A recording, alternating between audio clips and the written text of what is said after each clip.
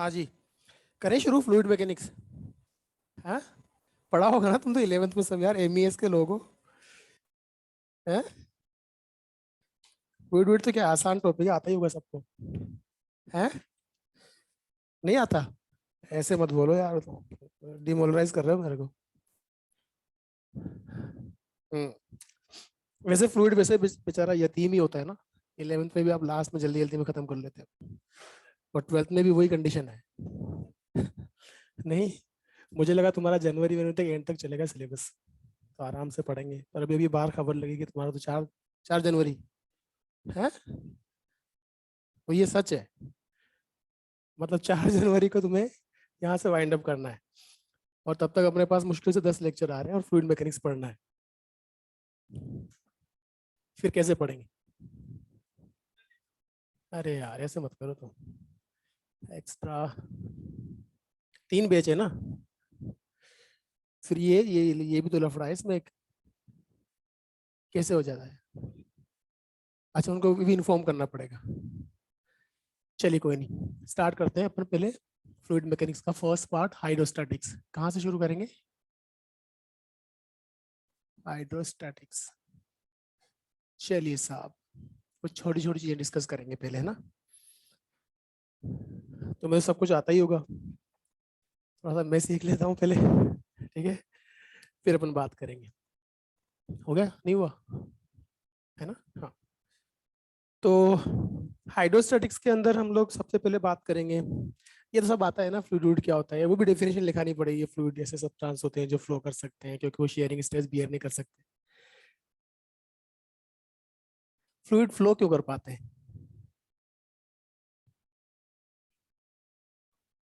Intermolecular force इतना strong नहीं होता है। उससे क्या होता है? अच्छा, चलिए गुड। वेव्स जो होती है फ्लूइड के अंदर, ट्रांसवर्स मैकेनिकल वेव्स प्रोपेगेट कर पाती है क्या?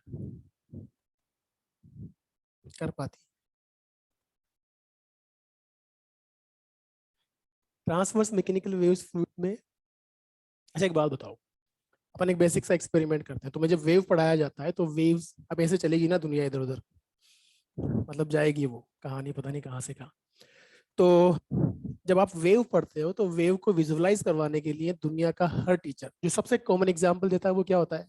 सब आप किसी तालाब के किनारे बैठे हुए हैं, फिर आपने कंकड़ डाला, फिर वहां रिपल्स बन रही, तो आपको दिख रही सब वेव प्रोपेगेट हो रही है, राइट? हेलो। हाँ, न्यूटन ने वेव्स को कैसे डिफाइन किया था, पता है तुम्हें? तो वेव का जो बेस्ट एग्जांपल दिया था, तुम्हें पता है तुम्हारा जो नीट है वो भी मार्च में होने वाला है। अभी सुबह ही इंफॉर्मेशन आई है।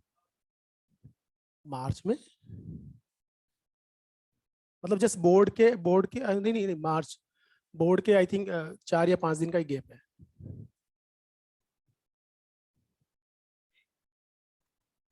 नहीं नहीं, नीट, NEET। हेलो। मची हलचल। यस, यही वेव्स है। सो एक्चुअली होता क्या है देखो ना, अ, ये तो ठीक है मैंने ओपन कर दी, और जब मैं वेव पढ़ाता हूँ तो कहानी कुछ और ही होती है। बकायदा वो जो काउंटर पर्सन है वो एक पेपर ला के मुझे देता है, और मैं बकायदा अनाउंस करता हूँ कि तुम्हारे साथ कुछ ऐसा होने वाला है। और ये मुझे अच्छी तरह पता होता है कि उसके बाद उनकी पूरी क्लास में बच्चे कोमा में होते हैं। क्योंकि उनका दिमाग खराब हो रहा होता है। और आजकल तो जमाना कुछ और ही है। इनफैक्ट कुछ बच्चे तो यहीं बैठ के पीछे चुपके से नीड्स जो है वो मैसेज गया। सो बेसिकली उसने जो बेस्ट एग्जांपल दिया, अगर आपको वेव्स को समझना है तो आप र्यूमर्स को देखो। र्यूमर्स कैसे स्प्रेड होते हैं? ऐसे ही चलते हैं, आप कहीं नहीं जाओगे, पर र्यूमर्स तो गया। तो मैकेनिकल वेव के बहुत अच्छे एग्जाम्पल्स, मतलब बहुत अच्छे तरह से ये लोग बहुत अलग तरह से सोचते थे। तो वेव्स के बारे में अगर बात करें, तो वेव्स में क्या होता है, देखो आपसे कहा जाए कि एक बड़ा सा कंटेनर है, उस कंटेनर के अंदर मैंने सेंटर पे एक पेबल ड्रॉप किया, आप वाटर रिपल्स को बनते हुए देखोगे। वो कंटेनर की वॉल्स तक जाती है, वहां से इनफेक्ट वापस रिफ्लेक्ट होकर भी आती है और सुपरइम्पोज होकर भी दिख जाएगी, ठीक है। लेकिन आपसे कहा जाए कि उसी कंटेनर के पानी को आपने 100 डिग्री सेंटीग्रेड तक बॉईल कर लिया, बॉईल करने के बाद उसको आपने साइड में रख दिया जब तक कि वो नॉर्मल कंडीशन में नहीं आ जाए। अब आप पेबल ड्रॉप करें, अब रिपल्स फॉर्मेशन नहीं होता है।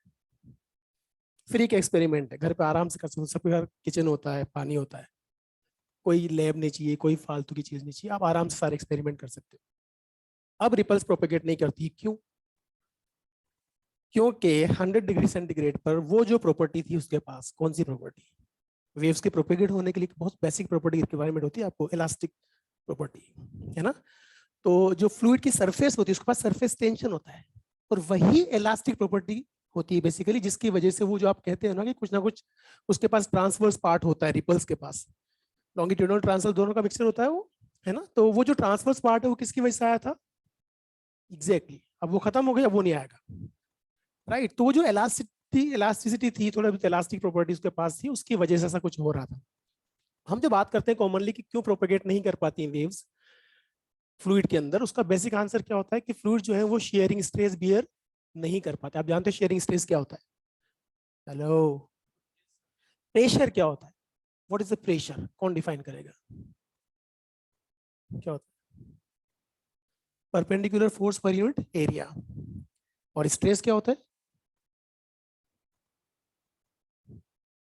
स्ट्रेस की डेफिनेशन की बात, टाइप वाइफ की बात नहीं कर रहा। स्ट्रेस क्या होता है? अरे यार ऐसे मत करो। ना टीचर कोई भी चीज पूछे ना, तो सवाल को शक की नजर से नहीं देखते। होता ना कि यार पता नहीं हम क्या बोलेंगे, ये क्या कहने वाले हैं, ऐसा कुछ नहीं है। जो हमें आता है हम वही बात करने वाले। What is the stress? तुम ऐसा नहीं कर सकते, फिर मैं 10 दिन में फ्लूइड कैसे पढ़ाऊंगा?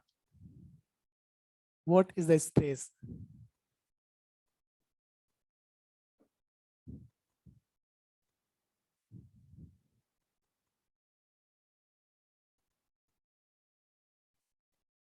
रिस्टोरिंग फोर्स पर यूनिट एरिया।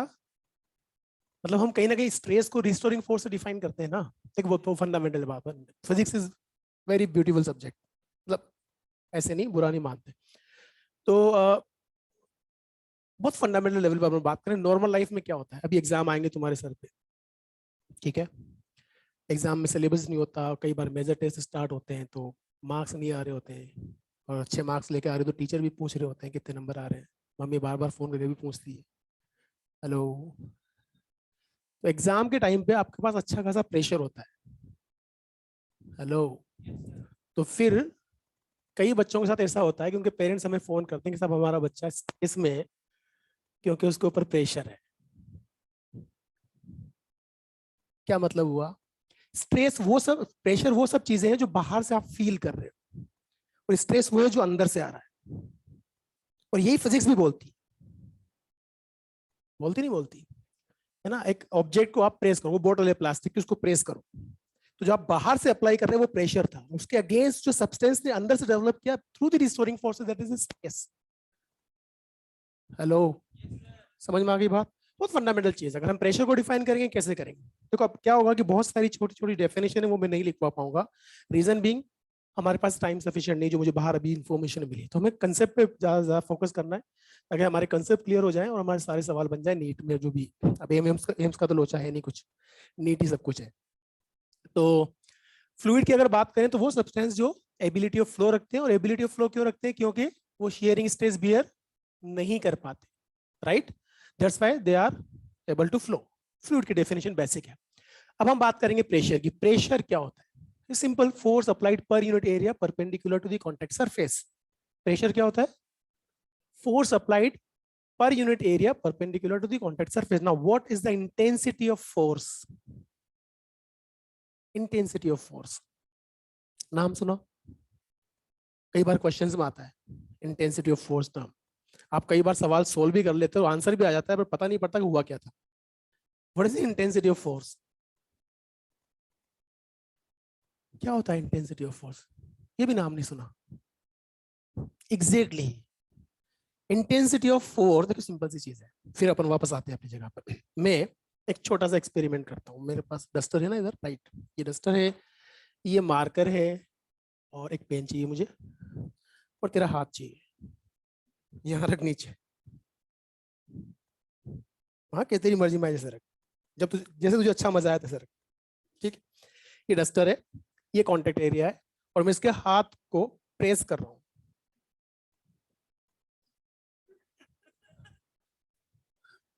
ना हाँ तू इधर आ। हाँ यार ये और मुसीबत है ना, ऑनलाइन में नहीं दिखेगा। रखो हाथ यहाँ, ठीक है, कैमरा उधर है ना। हाँ ठीक है, तो ये मैंने इसके हाथ को इस डस्टर से फोर्स अप्लाई किया बेसिकली। तो मैं कर क्या रहा हूँ, एक पर्टिकुलर एरिया पे के थ्रू फोर्स अप्लाई करने की कोशिश कर रहा हूँ, कहीं ना कहीं मैं प्रेशर एक्सर्ट कर रहा हूँ। राइट, तो डस्टर को मैंने यूज करके एक फोर्स अप्लाई किया।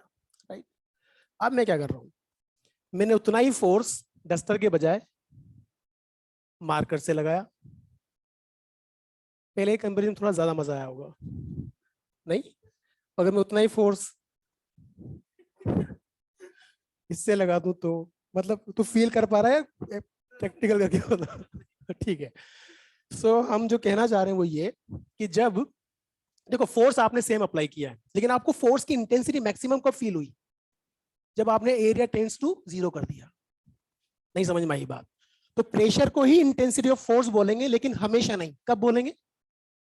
जब एरिया टेंड्स टू जीरो, यानी बहुत कम एरिया ऑफ कांटेक्ट हो। जो आपके सारे कहानी आती है ना कि साहब हम शार्प नाइफ से क्यों काट पाते हैं, सुई के तीखा होना क्यों जरूरी है, हम सब प्रेशर को ही तो बात करते हैं। प्रेशर की एप्लीकेशन है सारी की सारी, पर उन सभी केसेस के अंदर हम प्रेशर को क्या बोलेंगे? इंटेंसिटी ऑफ फोर्स, जब area tends to zero. I hope यहां तक समझ में आ गया होगा।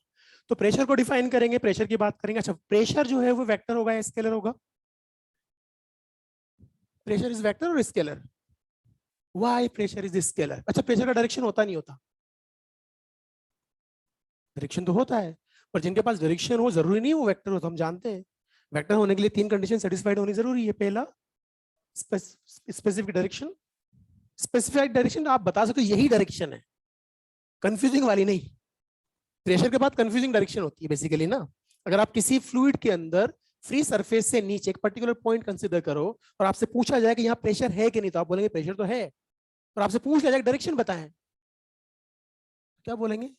Equal from all directions, isotropic behaviour of the pressure. तो कोई फिक्स डायरेक्शन नहीं है ना, आप डायरेक्शन को स्पेसिफाइड नहीं कर सकते। That's why it is what? Scalar quantity. I hope समझ में आ गया होगा। समझ में आ गई बात? तो अब सबसे पहले बात करेंगे इस टॉपिक के अंदर प्रेशर। आर्टिकल का नाम डालो प्रेशर। हाइड्रोस्टैटिक्स में प्रेशर की बात करने वाले। Number one, pressure. मुझे मार्कर चलाना ही नहीं आ रहा यार,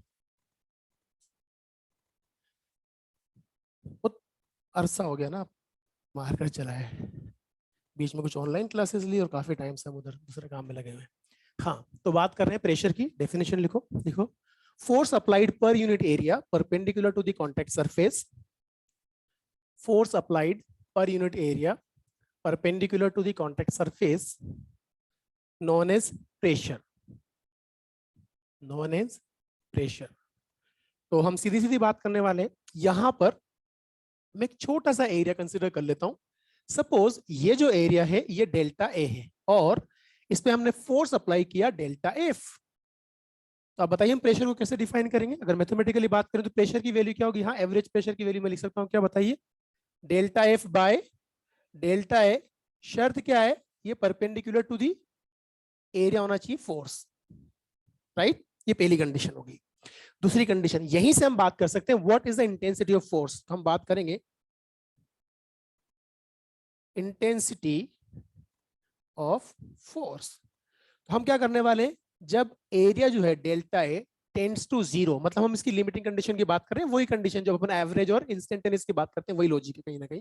तो यहाँ इंटेंसिटी ऑफ फोर्स की अगर मैं बात करूंगा तो कैसे लिखूंगा जरा से बताना।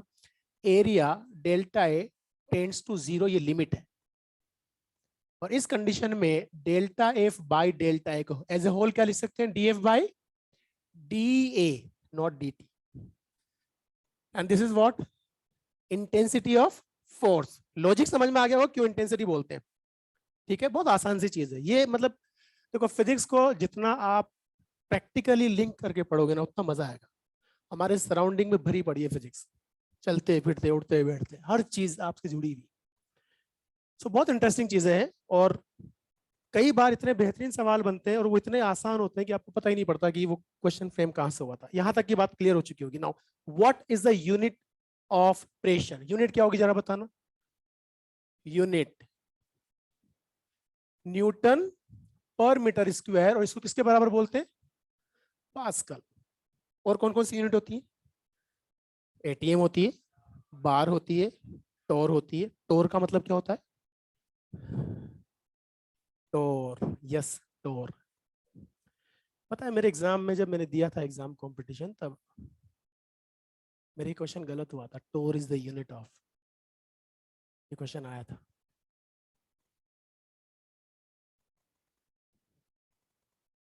'96 के अंदर मैंने AIPMT दिया था।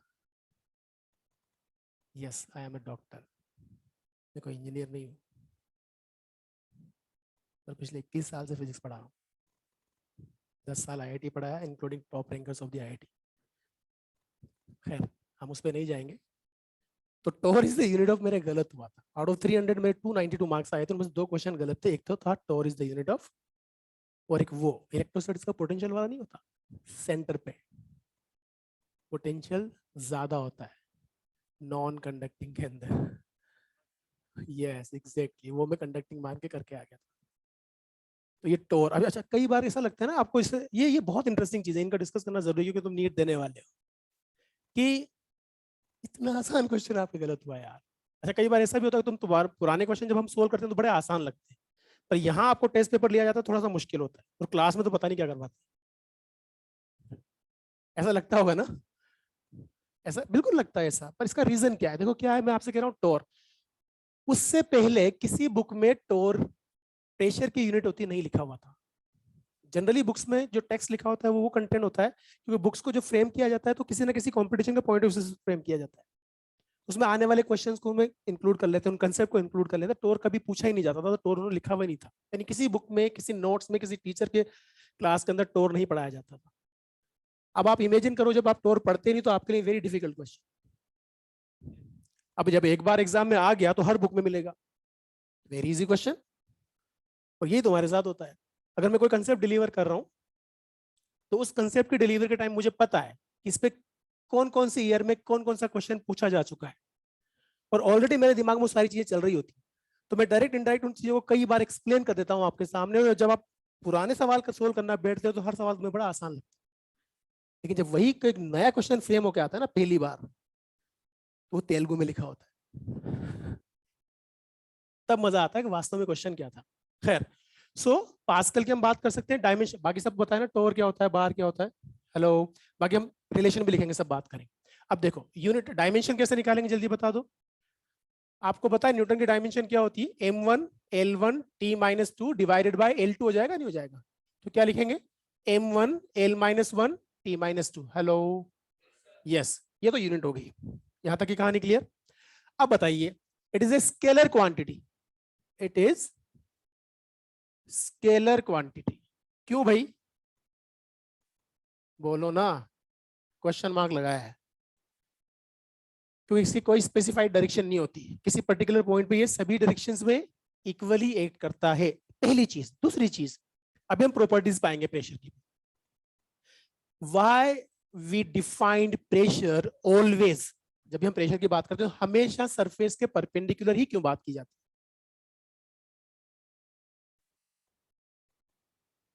डेफिनेशन दी ना हमने, हमने बोला फोर्स पर। स्ट्रेस में आप नहीं बोलते हमेशा परपेंडिकुलर, बोलते हो क्या स्ट्रेस में? नहीं बोलते, क्योंकि वहां टेंजेंशियल भी होता है। अरे होता नहीं होता शेयरिंग स्ट्रेस यार भाई, होता है ना। तो वहां आप हमेशा परपेंडिकुलर नहीं बोलते। आप अगर लॉन्गिट्यूडनल स्ट्रेस डिफाइन कर रहे हो तो परपेंडिकुलर बोलोगे, अदरवाइज हमेशा परपेंडिकुलर। यहां क्यों परपेंडिकुलर बोला जाता है? अगर किसी एंगल पे फोर्स आया तो फ्लूइड मूव करेगा, एग्जैक्टली सेम कंडीशन है। हाइड्रोस्टैटिक्स की बात कर रहे हो ना आप, आपने इलेक्ट्रोस्टैटिक्स भी पढ़ा हुआ है। Why electric field lines is always perpendicular to the conducting surface? Exactly.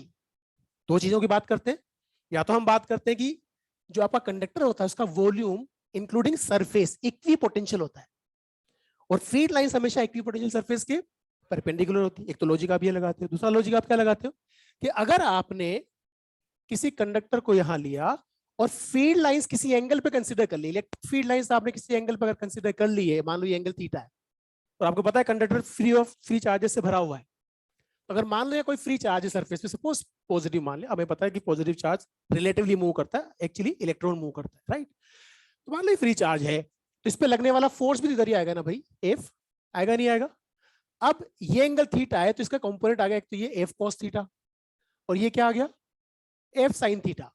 आप मुझे बताइए इस एफ साइन थीटा को बैलेंस करने के लिए अंदर बहुत सारा ऑलरेडी चार्ज भरा हुआ है ना, लेकिन एफ कॉस थीटा को टेंजेंशियली बैलेंस करने के लिए कोई फोर्स अवेलेबल, तो फिर क्या होगा, अगर एफ कॉस थीटा एग्जिस्ट करेगा तो ये एक्सेलरेट होगा, मतलब ये फ्लो करेगा, तो इलेक्ट्रोस्टैटिक कंडीशन फेल। नहीं समझ में आई बात। हमें स्टैटिक कंडीशन मेंटेन करनी है तो आपको एफ कॉस थीटा को जीरो रखना पड़ेगा और आपको पता है एफ नॉन जीरो है, तो कॉस थीटा का जीरो होना जरूरी है और कॉस थीटा जीरो तभी होगा जब थीटा 90 होगा। That's why the field line is always perpendicular to the conducting surface. Exactly same concept is here. समझ में आ गई बात। तो why we defined always perpendicular, इसकी हम बात करेंगे। तो ये तो बहुत बेसिक सी चीज थी, आपने प्रेशर की बात की और फंडामेंटल लेवल पे हमने प्रेशर की डेफिनेशन की बात कर ली, यूनिट की बात कर ली, डायमेंशन की बात कर ली। होपफुली यहाँ तक किसी को कोई कंफ्यूजन नहीं होगा, पर जो चीजें मैं एक्स्ट्रा बता रहा हूँ वो ज्यादा इंपॉर्टेंट है कंपेयर टू जो बोर्ड पे लिखी हुई। वो तुम्हारी चॉइस है कि तुम उसको कैसे लिखते हो, कैसे याद रखते हो। ठीक है, चलिए यहां से आगे अगर बढ़ेंगे हम लोग तो सबसे पहले बात करेंगे properties of the force, pressure, sorry properties of pressure. सबसे पहले प्रॉपर्टी लिखो, प्रॉपर्टीज ऑफ प्रेशर।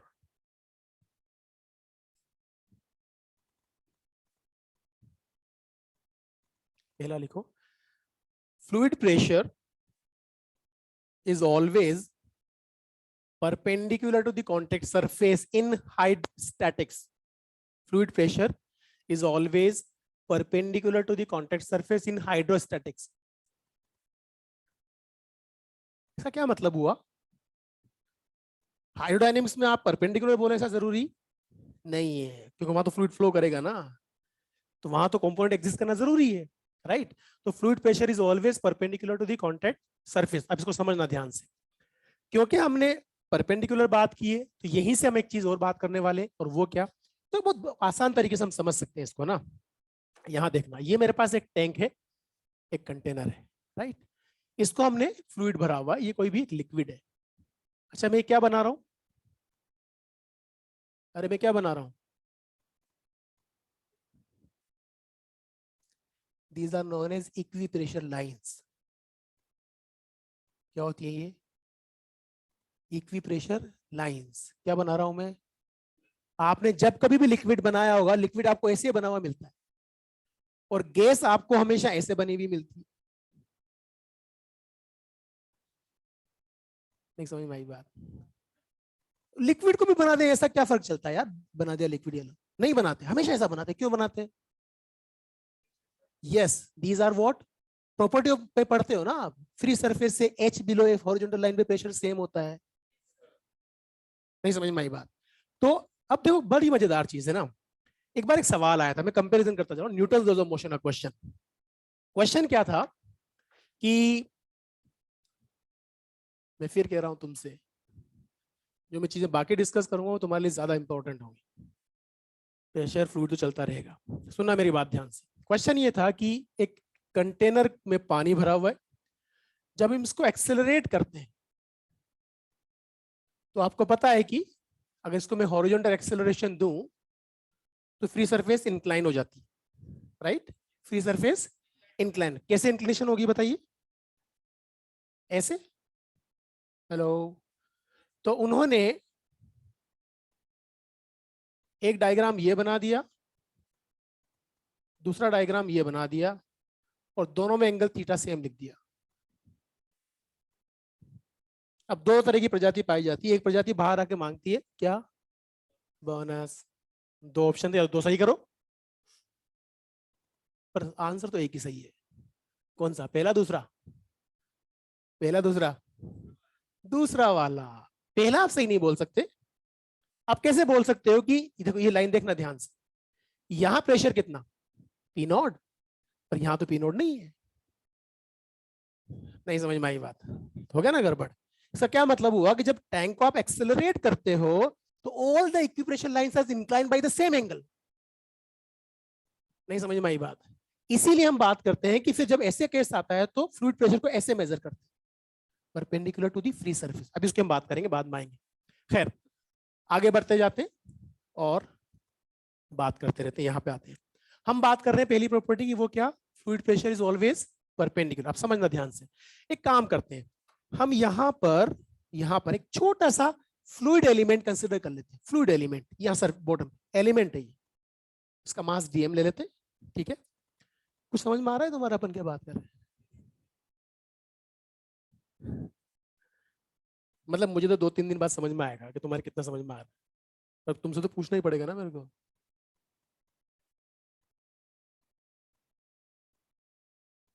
ऑनलाइन? अच्छा ठीक है। राइट। तो अब हम क्या करते हैं, मेरी बात सुनना ध्यान से। ये फ्लूइड एलिमेंट कंसीडर किया, इसका कुछ ना कुछ वेट होगा, नहीं होगा? पक्का वेट होगा। अब समझना ध्यान से, अगर मान लो मैं प्रेशर को किसी एंगल पे कंसीडर कर लेता हूं तो उसकी वजह से लगने वाला थ्रस्ट फोर्स भी किसी एंगल पे होगा ना? What is the thrust force? Thrust force is the force exerted by fluid pressure. Force exerted by fluid. तो फ्लूइड प्रेशर की वजह से लगने वाला जो फोर्स होता है उसको क्या बोलते हैं अपन? Thrust force. वो हमेशा सरफेस के, अब सुनना ध्यान से, तो अगर मान लो इस एलिमेंट पर फ्लूइड प्रेशर किसी एंगल पे था तो थ्रस्ट फोर्स भी किसी एंगल पे होगा, और इस बॉटम सरफेस ने जो रिएक्शन फोर्स दिया वो भी तो किसी एंगल पे होगा ना भाई? अरे होगा नहीं होगा? ये समझ में आता है ना आपके? अब सुनना मेरी बात को ध्यान से। बच्चा ये एंगल कंसीडर कर लिया थीटा, तो बच्चों ये क्या होगा बताओ? F cos theta. और ये क्या होगा? F sine theta. यार एक बात बता दो, ये जो एफ साइन थीटा है ये तो इसके वेट पे बैलेंस होगा, तो कुछ वेट भी तो होगा उस एलिमेंट का। F sine theta is balance by that, तो इक्विलिब्रियम मेंटेन हो गया। But what about the F cos theta? उसको बैलेंस करने वाला इधर कोई फोर्स, मतलब इस पे तो नेट फोर्स आ गया। तो अगर नेट फोर्स आता है तो ये एक्सेलरेट होना चाहिए, और एक्सेलरेट होना चाहिए तो हाइड्रोस्टैटिक कंडीशन फेल। पर ये तो स्टैटिक कंडीशन में, इसका मतलब एफ कॉस थीटा क्या होना चाहिए? 0। अरे बैलेंस करने वाला तो कोई है ही नहीं मेरे भाई। एफ कॉस थीटा क्या होना चाहिए? पक्का ना? तो as fluid element is at rest, f cos theta must be equals to 0, but f is what? Non-zero. That means cos theta must be equals to 0 or theta must be equals to 90 degree. Hopefully समझ में आ गया होगा। तो fluid pressure हमेशा surface के, तो definitely fluid pressure की वजह से लगने वाला थ्रस्ट फोर्स भी सरफेस के परपेंडिकुलर ही होगा, वो किसी एंगल पे exist in case of hydrostatics. और हम क्या पढ़ रहे हैं? हाइड्रोस्टैटिक्स पढ़ रहे हैं, तो उसी की बात करेंगे ना। ये कहानी clear? Second point, second property,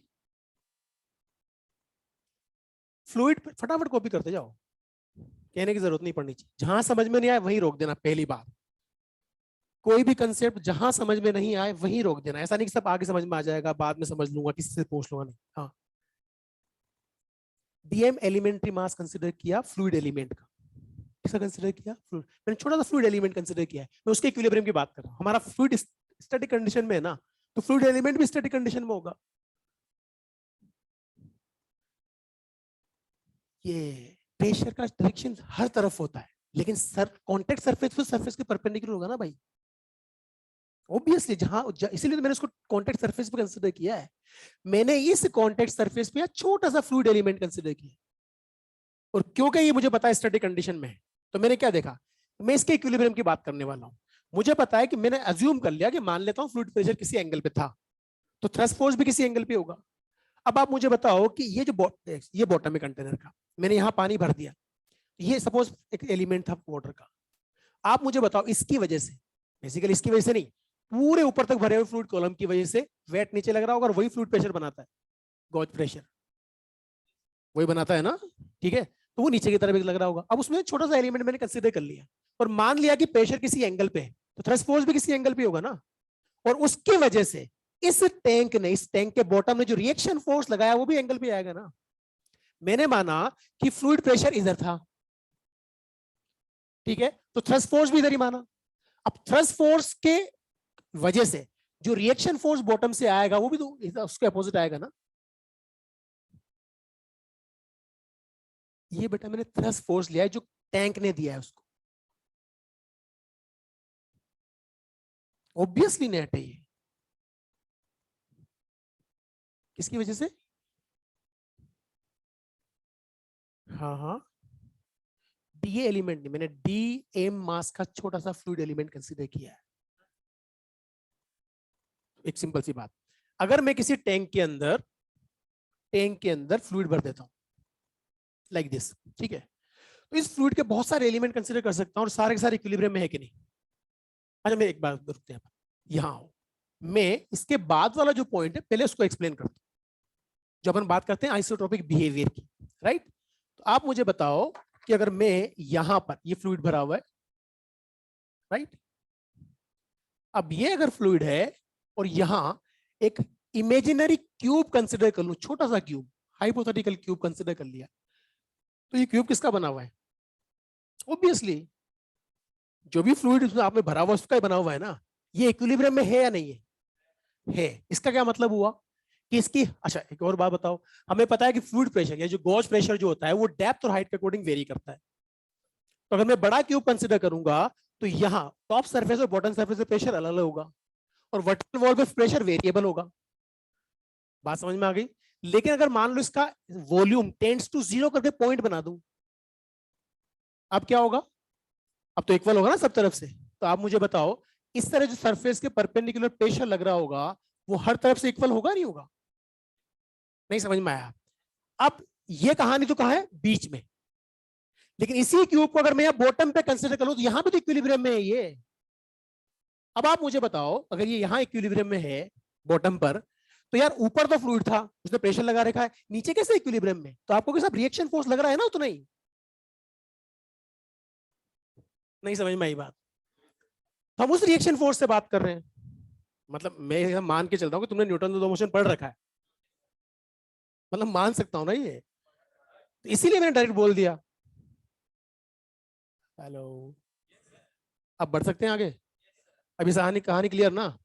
अब बढ़ते हैं आगे। वो भी कब आइसोट्रोपिक बिहेवियर भी समझ में आ गया होगा। ये तो आइसोट्रोपिक है। आइसोट्रोपिक का मतलब क्या होता है? Same from all directions. तो pressure is isotropic in hydrostatic. क्या मतलब हुआ? फ्लूइड के अंदर किसी पर्टिकुलर पॉइंट पे लगने वाला प्रेशर सभी डायरेक्शन से इक्वल होता है। इक्वल नहीं हुआ तो वापस क्या होगा? नेट फोर्स आएगा, और नेट फोर्स आएगा तो हाइड्रोस्टैटिक कंडीशन फेल। नहीं समझ में आई बात? ठीक है, तो ये तो इसको कॉपी करो जल्दी से, और फिर सेकंड पॉइंट पे ये डायग्राम बनाओ, उसके बाद बात करेंगे।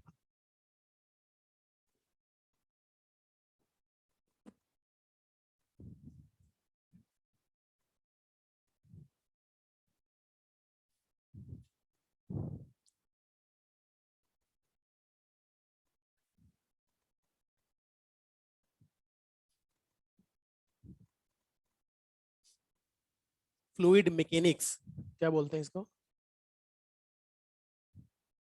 मतलब पूरा मैकेनिक्स इन्वॉल्व है इसमें, फ्लूइड के अंदर मैकेनिक्स के कंसेप्ट आएंगे सारे। कौन सा लेफ्ट साइड में? हाँ हाँ हाँ,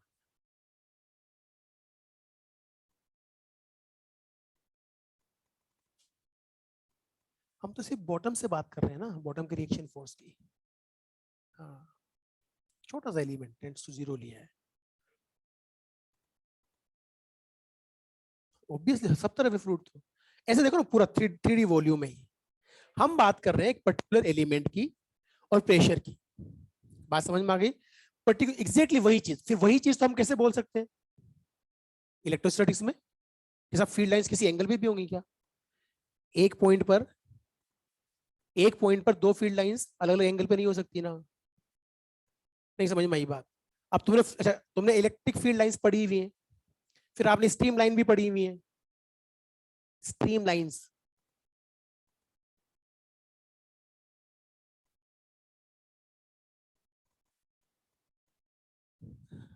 स्ट्रीम लाइन नहीं पढ़ी हुई? झूठ बोल रहे हो तुम लोग।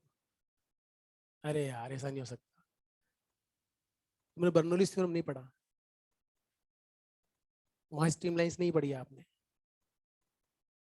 स्ट्रीमलाइन की डेफिनेशन नहीं पढ़ी आपने, इम्पॉसिबल। जब जब आप टाइप ऑफ फ्लो की बात करते हो तब स्ट्रीमलाइन फ्लो की बात नहीं करते, तब आप स्ट्रीमलाइन को डिफाइन नहीं करते। यस सर, इतना बताना पड़ेगा यार क्या।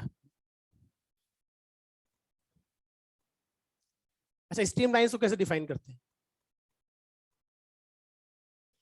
इलेक्ट्रिक फील्ड लाइंस को कैसे डिफाइन करते हैं, भाड़ में गई स्ट्रीमलाइन। कहाँ है ये लड़की, यही है पक्का, ये तेरे अब देखा मैंने तेरी तरफ से। अच्छा मैं ऐसे ही बोलता हूँ ना, मेरे को वो आप नवाब बोलना नहीं आता, लोग बुरा मान जाते हैं। एक बार कंप्लेन आ गई थी, एक बच्चे की मम्मी आ गई थी, आपको फिजिक्स वाला टीचर बड़ा बदतमीज है। मैंने पूरे 4 महीने उस पर्टिकुलर बेच में हमेशा जी हुजूर करके बात करी बच्चों से। हाँ तो मैं तेरे से बात कर रहा हूँ। अच्छा, there is no defect in my ciliary muscles. Hello, तो मैं जिधर देख रहा होता हूँ मैं उसी से बात कर रहा होता हूँ, इसलिए आसपास वाले जबरदस्ती हाँ ना ना करें। अच्छा जिसको जिससे बात कर रहे हैं तो उसको पता है कि ये मुझे से बात कर रहे हैं, पर फिर भी वो एक बार शायद कोई और मिल जाए, इनफैक्ट लास्ट वो भी ना कोने पे, अगर मैं उससे भी बात करूंगा तो एक बार तो देखेगा आसपास। इलेक्ट्रिक फील्ड लाइंस को कैसे डिफाइन करते थे, these are hypothetical or imaginary lines that may be curved or straight. When we draw tangent at any point of this line, it will give the direction of electric field intensity at that particular point. तो ये क्या है, मतलब मैं बता रहा हूँ तुम थोड़ी बता रहे हो। फिर सील और लगाते हो, यस सर आपने सही बोला।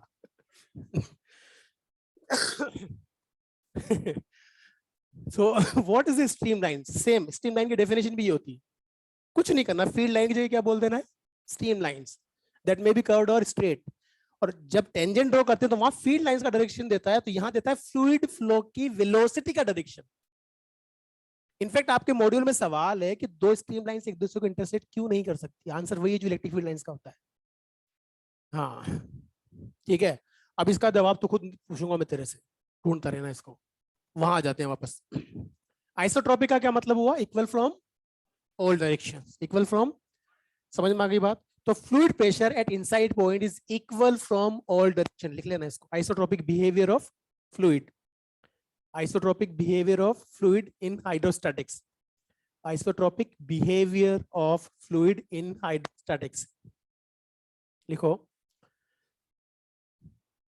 at inside point, at inside point fluid pressure is, at inside point fluid pressure is fluid pressure is equal from all directions. अच्छा आइसोट्रोपिक क्यों होना चाहिए ये भी क्लियर हो गया ना, अगर इक्वल नहीं हुआ तो हाइड्रोस्टैटिक कंडीशन फेल। तो ये सेकंड पॉइंट रहा हमारा। थर्ड पॉइंट पे आओ, प्रेशर लिखो, pressure due to fluid column, pressure due to fluid column. इसको ध्यान से समझना, बड़ी आसान सी चीज है क्योंकि यहां से बाकी पॉइंट्स हमारे कनेक्ट होने वाले हैं। Pressure due to fluid column, तो बच्चा ध्यान से समझना, ये मेरे पास एक कंटेनर है और इस कंटेनर के अंदर हम फ्लूइड भर देते हैं, राइट है ना, ये हमारे पास एच हाइट तक फ्लूइड भरा हुआ है, राइट। अगर मैं आपसे बहुत बेसिक सा है ना, ज्यादा बड़े डेरिवेशन नहीं करेंगे, हम रिजल्ट पाएंगे जल्दी से। तो अगर मान लो ये हाइट एच है, स्मॉल एच कंसिडर कर लेता हूँ, और इसका जो एरिया है, एरिया ऑफ क्रॉस सेक्शन, वो मैं ए कंसिडर कर लेता हूँ, राइट। आप मुझे बताइए, अगर ये फ्लूइड नहीं था तो यहाँ जो प्रेशर था वो एटमॉस्फेरिक प्रेशर था,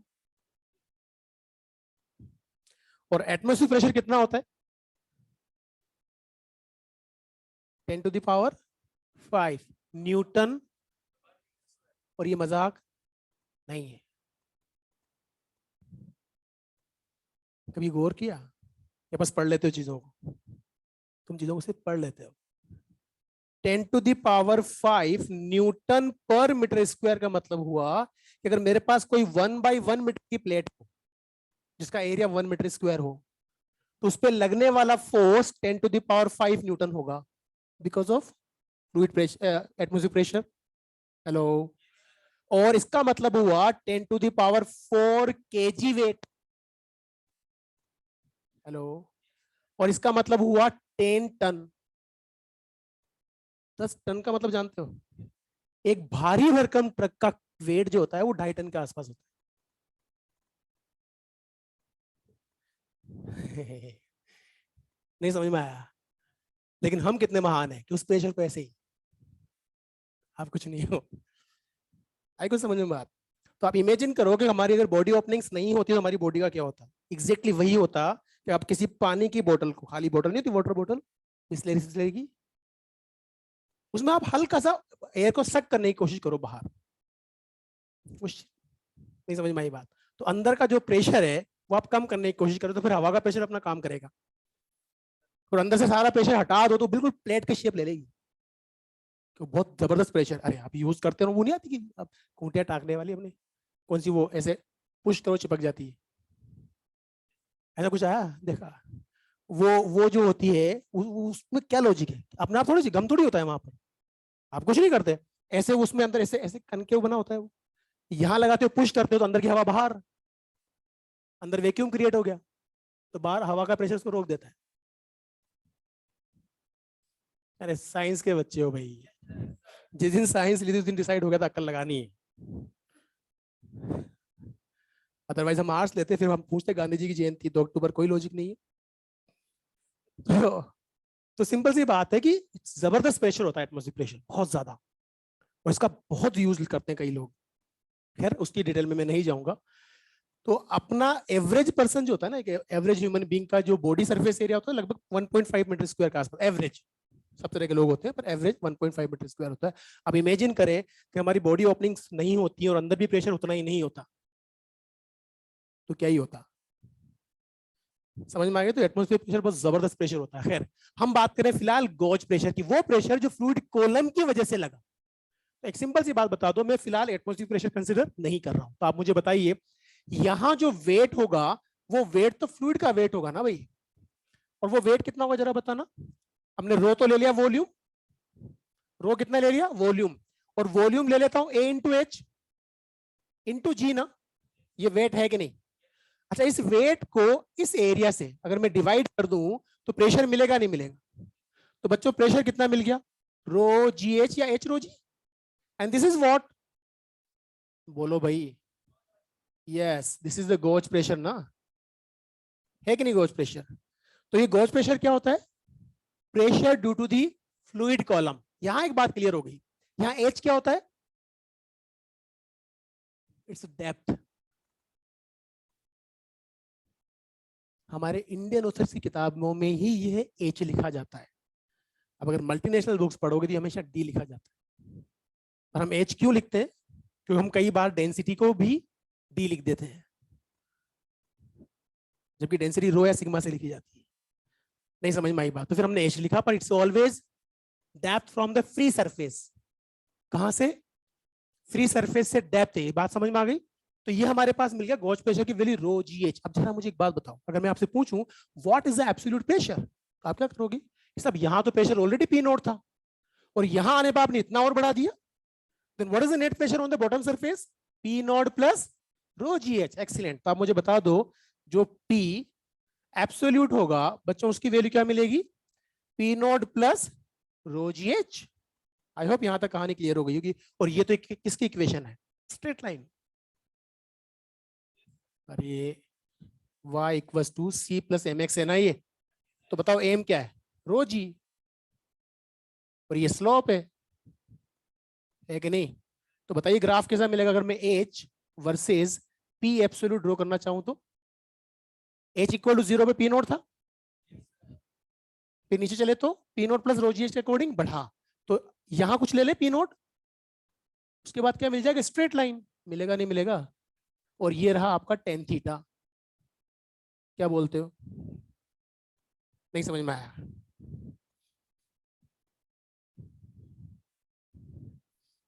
मैंने ओरिजिन कहाँ लिया हमने? नेगेटिव पॉजिटिव तो हमारी चॉइस है भाई, नेगेटिव पॉजिटिव किसकी चॉइस है?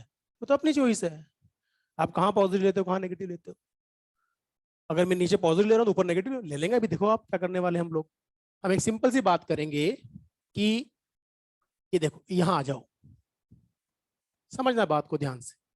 ये एक कॉलम है, फ्लूइड कॉलम लाइक दिस, और ये दूसरा टैंक ले रहा हूं, ठीक है, इसको ध्यान से समझना। अब देखो हम क्या कर रहे हैं, यहां से एक छोटा सा डेप्थ, कितना बड़ा डेप्थ कंसिडर कर रहे हैं, ये एच है, क्या है ये एच। तो बच्चा लोग इसके टॉप सरफेस से बॉटम सरफेस पे आने तक प्रेशर चेंज हुआ होगा, वो चेंज इन प्रेशर डीपी ले लूं, क्या ले लेता हूं उसको, डीपी। समझ में आ गई बात। अब सुनना ध्यान से, अगर मान लो इस एज के बजाय इसको मैं डी वाई कंसिडर कर लूं, क्या कंसिडर कर लूं, डी वाई, तो आप मुझे बताइए यहां से यहां तक आने तक का जो प्रेशर होगा डीपी, चेंज इन प्रेशर, उसको क्या लिखूंगा, रो जी डी वाई ना। अच्छा ये डीपी बाय डी वाई क्या हो गया, ये तो रो जी है और ये तो स्लोप है। नहीं समझ में आई बात, तो आप मेरी बात ध्यान सुनना। अगर मैं आपसे कहूं कि ये प्रेशर इंक्रीज इधर हो रहा है, किधर इंक्रीज हो रहा है, नीचे ना, तो अगर मैं ऐसे चलूंगा तो DP by D Y plus rho G मिलेगा। नहीं समझ में आई बात। लेकिन अगर मैं यहां बात करता हूं exactly same same same thing, same यहां बात कर रहा हूं, ये डी वाई है और इस बार मैं चल रहा हूं नीचे से ऊपर। नहीं समझ में आई बात। अब बताओ DP by D Y minus rho G होगा नहीं होगा, तुम्हारी चॉइस है ना। क्योंकि मैं नीचे की तरफ प्रेशर बढ़ता हुआ फील करता हूं तो मैं इंक्रीजिंग प्रेशर को पॉजिटिव ले रहा हूं, इसलिए मेरा ओरिजिन ऊपर से और नीचे चला मैं। होपफुली समझ में आ गया होगा, बहुत आसान सी चीज है, लिखो जल्दी से।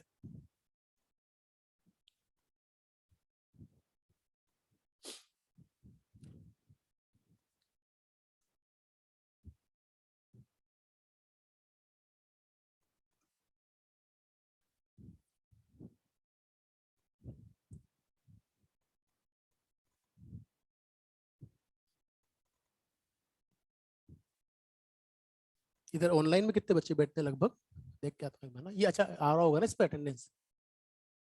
ये बेचारे गरीब सवाल वाल भी पूछते हैं ना।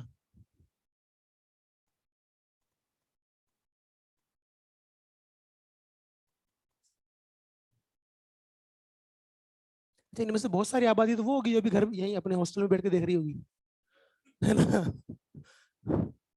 सर्दी की वजह से ना। अभी जब हम लोग उधर एमईपी में क्लास ले रहा था मैं, शुरू में इलेक्ट्रोसिटीज करंट कैपेसिटर पढ़ाया थी उसमें, जब शुरू में लाइव क्लास चलती थी ऑनलाइन कोविड के टाइम पे, तो बच्चे बहुत सवाल पूछते हैं लाइव में, और ये वो आबादी होती है जो ऑफलाइन में एक सवाल नहीं पूछती, ये अपना सारा फ्रस्ट्रेशन वहां निकालते हैं। तो जैसे ही स्टार्ट होने वाली थी ऑफलाइन क्लासेस, मैंने एक झूठ मूठे के कागज लेके बैठ जाता था मैं कहा जितने भी लोग डाउट पूछ रहे हैं ना मैं सबके नाम लिख रहा हूँ, और उम्मीद करता हूँ कि ये ऑफलाइन में भी पूछेंगे। डाउट पूछना बंद, अगले 3-4 दिन तक एक डाउट नहीं पूछा किसी ने, क्योंकि जिनको एक्चुअली डाउट आते थे वो जो डाउट क्लास लगती थी उसमें आगे बैठ जाते थे, और वो मुश्किल से 10-12 लोग होते, उसमें 1-2 बच्चे सब कॉमन थे जब। तो मैं गया ऑफलाइन लेने, अब वो उनको पता था कि ये तो पूछेंगे अभी, मैंने नहीं पूछा, और वो नाम मुझे वहां देखने को नहीं मिले जो डाउट पूछते थे। बहुत कॉमन चीज है, डाउट अगर आपको आता है तो आपको डाउट फ्री होके पूछना चाहिए, क्योंकि आपने जो फीस दी है ना एलएन को, उसमें डाउट पूछने की फीस भी ले ली गई है, आपसे कोई एडिशनल फीस चार्ज नहीं की जाती। तो अगर आपको डाउट आता है तो आप पहली, अगर आप वास्तव में अपने करियर के लिए सीरियस है तो जब फर्स्ट टाइम डाउट आए वहीं रुक जाए।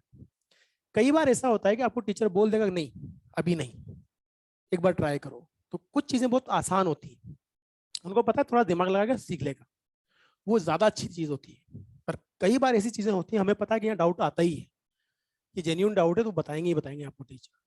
तो डाउट्स तो खुल के पूछने चाहिए, चाहे ऑनलाइन हो या ऑफलाइन हो, राइट। तो बढ़े आगे अपन। तो हमने पहली प्रॉपर्टी की क्या बात की, परपेंडिकुलर होता है, दूसरा आइसोट्रोपिक, और तीसरा हमने कहा कि किसी भी फ्लूइड कॉलम की वजह से लगने वाला प्रेशर कितना होता है, इसको अपन ने गॉज प्रेशर बोला, और साथ में अपन एब्सोल्यूट प्रेशर की भी बात की, राइट। अब हम यहां से नेक्स्ट प्रॉपर्टी की तरफ मूव करते हैं, लिखो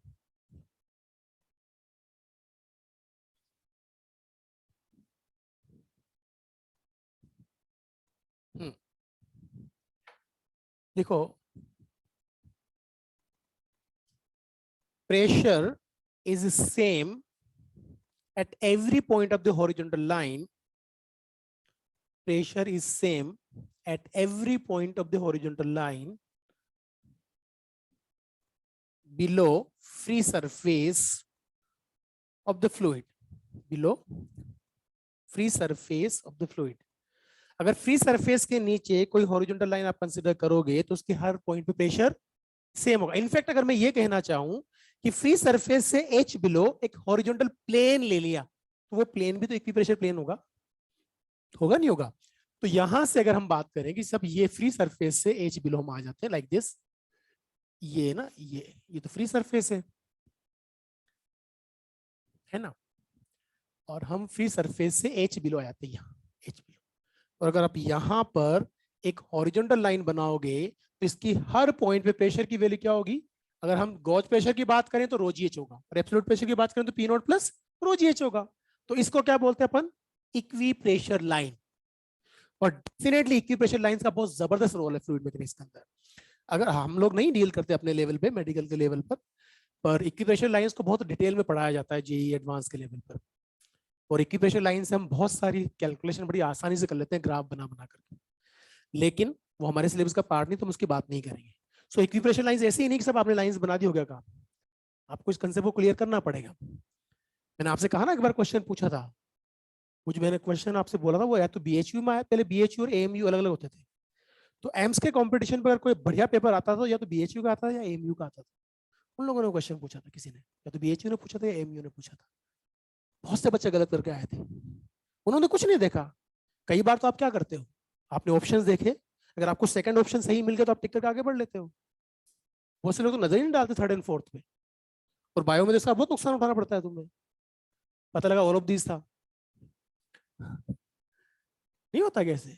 तो ये वेरी इंटरेस्टिंग. पेपर हैंडलिंग बहुत जबरदस्त चीज है. अगर आप पेपर हैंडलिंग प्रॉपर जानते हो तो आप 2-3 सवाल तो वैसे ही सही कर सकते हो.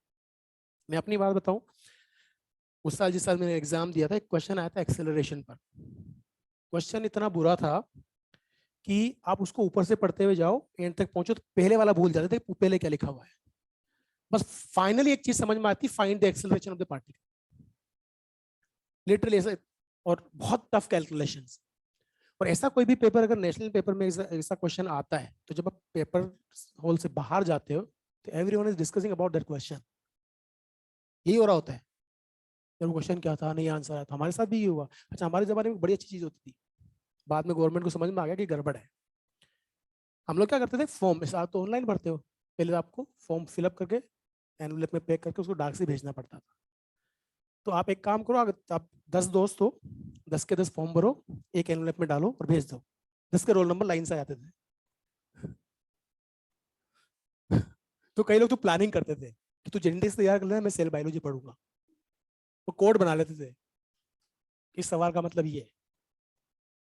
तो ग्रुप का ग्रुप मेडिकल कॉलेज में होता था. तो लोगों को समझ में आ गई गड़बड़ है, तो फिर उन्होंने ये बंद कर दिया. तो हम सभी दोस्तों का एक ही स्कूल में था, इंडिया इंटरनेशनल स्कूल. वहां से बाहर निकले तो वही सवाल पर डिस्कशन चल रहा था. तो मुझसे पूछा, यार वो क्या हुआ उस क्वेश्चन में? इजी क्वेश्चन था, तो करना ही नहीं था सोल्व.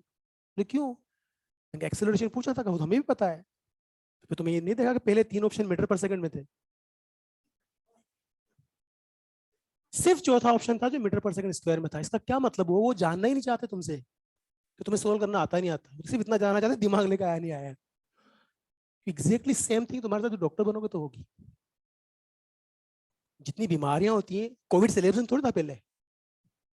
कोविड सिलेबस में था क्या मेडिकल के में? पर आ गया ना, तो क्या बीमारी का इलाज नहीं करोगे? ऐसे सर्जरी के साथ बहुत सारे केस ऐसे हो जाते हैं कि आप नहीं पढ़ते हो सिलेबस में, आपको वही सर्जरी की टेबल पर डिसीजन लेना होता है. उतना दिमाग होना चाहिए, वरना आप ह्यूमन बॉडी पे काम कर रहे हो, मशीन पे थोड़ी कर रहे हो. मशीन खराब हो जाए दूसरी डल जाएगी, या खराब होते गई. ठीक है, बढ़ते आगे. तो आई होप समझ में आ गया होगा इक्विप्रेशर लाइन का मतलब क्या होता है. आप ये भी दिमाग में रखना कि सिर्फ हॉरिजॉन्टल लाइन ही नहीं, एक हॉरिजॉन्टल प्लेन में भी सब जगह प्रेशर सेम होता है. Next point is very important, लिखो. आप मुझे बताओ क्या कोई भी फ्लूइड जिस टैंक में भरा हुआ है उस टैंक के बॉटम सरफेस पे अपने वेट से ज्यादा थ्रस्ट फोर्स लगा सकता है? जैसे अपन ने यहां बात की, अभी अपन ने टैंक बनाया था, सबसे पहले बॉटम सरफेस पे लगने वाला जब वेट की बात की तो वेट जो दिखा था अपन ने, रो एच ए इंटू जी, वो वेट ही तो था ना। और जो प्रेशर था, अगर मैं नीचे प्रेशर की रो जी एच की बात कर रहा हूँ बॉटम पे, और एरिया से मल्टीप्लाई कर दूंगा तो वेट ही तो मिल रहा था ना वहां पर। तो सवाल ये है कि क्या कोई भी फ्लूइड जिस टैंक में भरा हुआ है उस टैंक के बॉटम सरफेस पर अपने वेट के बराबर ही थ्रस्ट फोर्स लगाता है, ज्यादा लगाता है, कम लगाता है, या हमेशा बराबर लगाता है?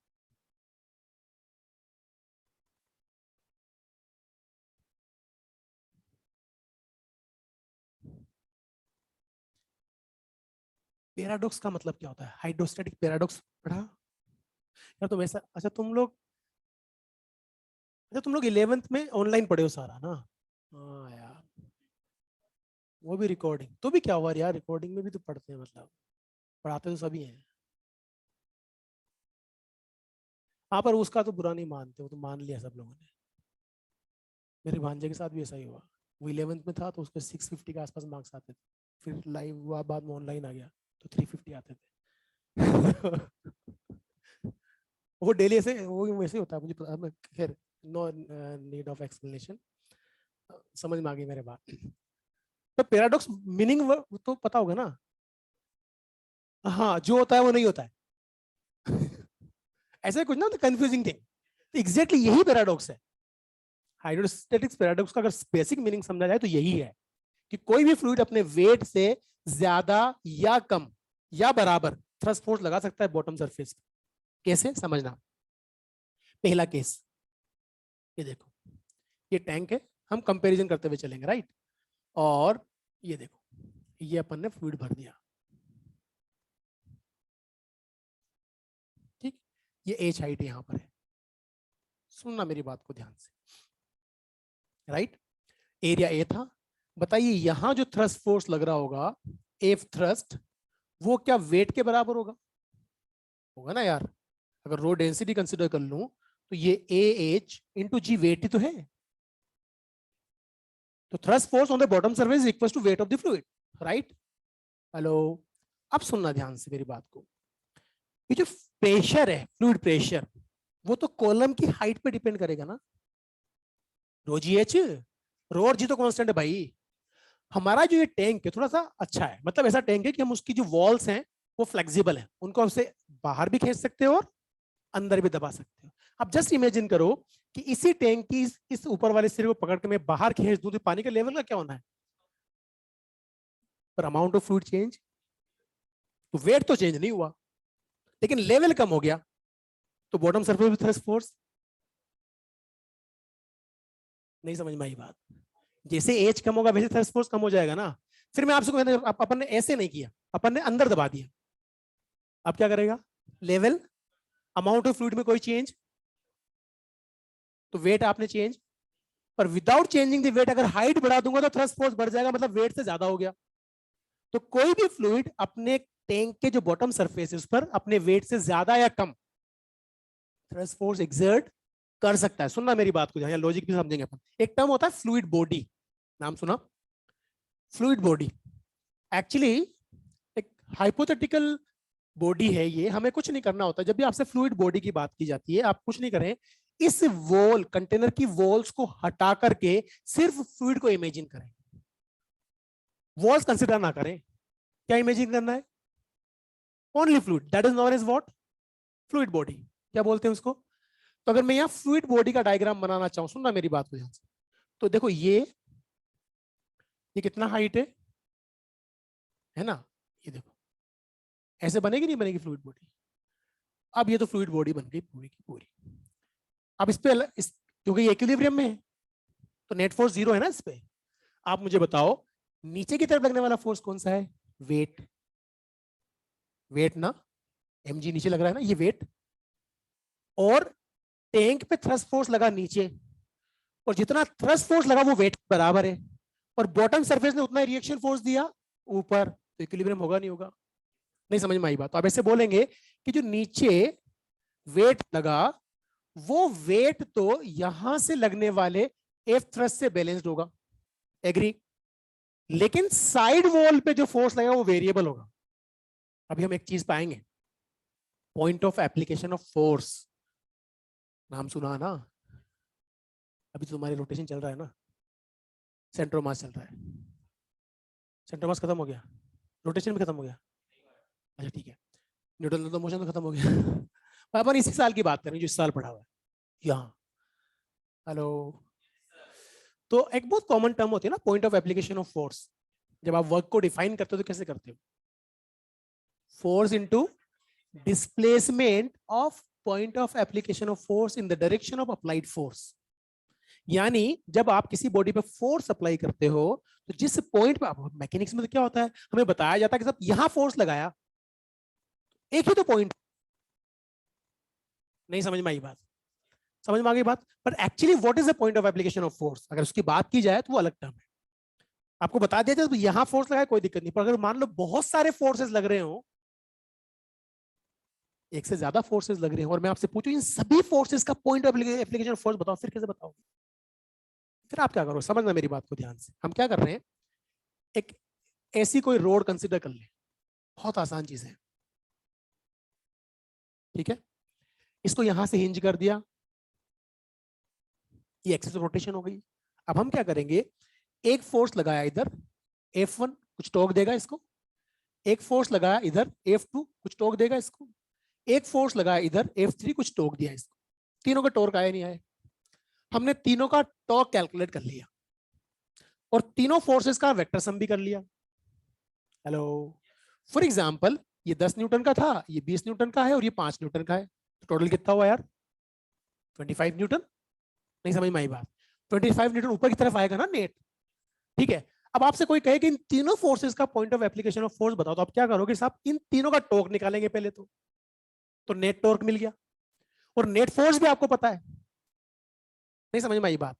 तो अगर मान लेते हैं कि इस एक्सिस से कितना डिस्टेंस पे वो नेट फोर्स लगाऊं कि इन सबके टॉर्क के बराबर टॉर्क मिले, उसको बोलेंगे point of application of force. नहीं समझ में आई बात? हेलो, अब जैसे यहां अपन बात करें फ्लूइड पे, अगर फ्लूइड में बात करेंगे तो ये जो टैंक है हमारा, इस टैंक की वॉल पे तो हर जगह फ्लूइड कांटेक्ट में है ना, और प्रेशर अलग अलग है। तो आप मुझे बताइए, यहां से छोटे छोटे एलिमेंट कंसिडर कर लूं और फ्री सरफेस से नीचे चलना शुरू करूं तो हर एलिमेंट पे अलग अलग प्रेशर आ रहा होगा, और हर एलिमेंट का एरिया सेम कंसिडर कर लूं तो हर एलिमेंट पे अलग अलग फोर्स आ रहा होगा। डेफिनेटली बॉटम वाले एलिमेंट पे लगने वाला फोर्स मैक्सिमम होगा और फ्री सरफेस वाला मिनिमम होगा। नहीं समझ में आई बात? तो फोर्स वेरिएबल लग रहा है ना। अब आप ऐसे इमेजिन करें कि ये रोड है, यहाँ फोर्स कम लगाया, यहाँ ज्यादा, बढ़ते बढ़ते यहाँ मैक्सिमम फोर्स लगाया, तो इसमें नेट टॉर्क आएगा नहीं आएगा? आएगा ना। तो वो जो पूरे के पूरे सरफेस पे डिस्ट्रीब्यूटेड फोर्स था, उसका भी एक point of application of force मिलेगा। नहीं समझ में आई बात? अरे यार, ये वॉल मान लेते हैं, ये एक्सिस, राइट? हेलो, तुमने कभी डैम देखा? डैम मतलब देखा ही होगा। डैम जो होता है उसका अगर कभी खाली पानी वानी उसमें कम हो तब देखा हो, तो उसका शेप जो होता है वो कुछ ऐसा होता है, ऐसी कंक्रीट की स्लैब बनाई जाती है। हेलो, देखा ना? तो इधर पानी भरा होता है, समझना मेरी बात को ध्यान से, ये पानी भरा हुआ है, ये हो गया। अब अगर ये पानी भरा हुआ है और इसका प्रेशर यहाँ अलग अलग है, तो इस प्रेशर की वजह से भी तो टॉर्क आ रहा होगा ना भाई। यार ऐसे इमेजिन को, इसको यहाँ रख दूं, है ना, और इधर पानी भर दो, तो पानी का जो फोर्स लगा उसे पलटेगा नहीं क्या? तो टॉर्क आ रहा है ना उसका भाई। ज्यादा दिमाग मत लगाओ, टॉर्क आ रहा है नहीं आ रहा है? टॉर्क आ रहा है ना, ठीक है? अब क्या होता है कि अगर ये टॉपल होगा तो इस पॉइंट के अबाउट होगा नहीं होगा? अरे यार, कोई भी चीज टॉपल जब होती है ऐसे, तो इस वाले पॉइंट के अबाउट होगी ना। नहीं समझ में आई बात? अब एक बात और समझो, इस पूरी की पूरी कंक्रीट स्लैब का सेंटर ऑफ मास भी कहीं आएगा। अच्छा, इस फ्लूइड प्रेशर का जो टॉर्क आएगा वो क्लॉकवाइज आएगा, एंटी क्लॉकवाइज आएगा? क्लॉकवाइज आएगा ना, तो वो कुछ ऐसे आएगा, और इसका सबका सेंटर ऑफ मास यहाँ कहीं आएगा। इस एक्सिस के अबाउट उसका mg इधर यूं लगेगा, तो उसका टॉर्क इधर आएगा। तो कैलकुलेशन की जाती है इंजीनियर्स के थ्रू कि जब ये पूरा भर जाएगा तो फ्लूइड प्रेशर का मैक्सिमम टॉर्क कितना आएगा। वो मैक्सिमम टॉर्क इस कंक्रीट के सेंटर ऑफ मास पे लगने वाले टॉर्क से बैलेंस होना चाहिए, तब आपका डैम सेफ है। अदरवाइज डैम तो गए हो। नहीं समझ में आई बात? आई बात समझ में? तो ये बहुत बेसिक लॉजिक। अब यहाँ बात करेंगे, हम पानी वानी भर रहे हैं, अभी आते हैं टॉर्क पे आते हैं अपन। अब मैं बताता हूँ वास्तव में सेंटर ऑफ फोर्स कैसे कैलकुलेट करते हैं। वो आता है तुम्हारे यहाँ तक की कहानी क्लियर? अभी तक तो हम वर्टिकल फोर्स को बैलेंस कर चुके हैं। अब ये जितने भी इस वाले सरफेस पे ऐसे हॉरिजॉन्टल फोर्स लग रहे होंगे, तो जितने फोर्सेस इधर आएंगे उतने तो इधर आएंगे ना भाई। तुमको कहीं पे एक पॉइंट पे लगा हुआ मान लूं, तो बच्चों ये थ्रस्ट फोर्स और ये reaction force, basically not thrust force, wall से मिला। आप तो फ्लूइड बॉडी बना रहे हैं ना, तो फ्लूइड बॉडी को इक्विलिब्रियम कौन देगा? वॉल की वजह से लगने वाला रिएक्शन फोर्स। तो ये जो एफ रिएक्शन आएगा और ये एफ रिएक्शन आगे बैलेंस करेंगे नहीं करेंगे? इसने इसको बैलेंस कर दिया, इसने इसको बैलेंस कर दिया, कहानी खत्म। अब सोचो, अगर मैं इस वॉल, इसी टैंक की वॉल को ऐसे कर दूं, बॉटम एरिया मैंने उतना ही रखा, याद रहे, अगर आप बॉटम एरिया उतना ही रखोगे तो बच्चों डेफिनेटली यहां से अगर कंपेयर करूं तो बेटा हाइट इतनी रह गई। अब हाइट गई h1, कितनी रह गई? और ये एरिया ए ही है, तो बताओ एफ थ्रस्ट कितना होगा? रो जी h1a। ये इससे ज्यादा या कम? इसका मतलब वेट से कम ना? नहीं समझ में आया? तो this is the less than of the weight. ये कहानी क्लियर? ये कहानी क्लियर? अभी कम क्यों हुआ? ये कम क्यों हुआ? इसकी छोटी सी कहानी है। वापस से हम क्या बनाएंगे? फ्लूइड बॉडी का फ्री बॉडी डायग्राम। ठीक है, हम बनाते हैं फ्लूइड बॉडी का फ्री बॉडी डायग्राम। ये देखो, ये ऐसे बनेगा ना, ऐसे बना ले अपन।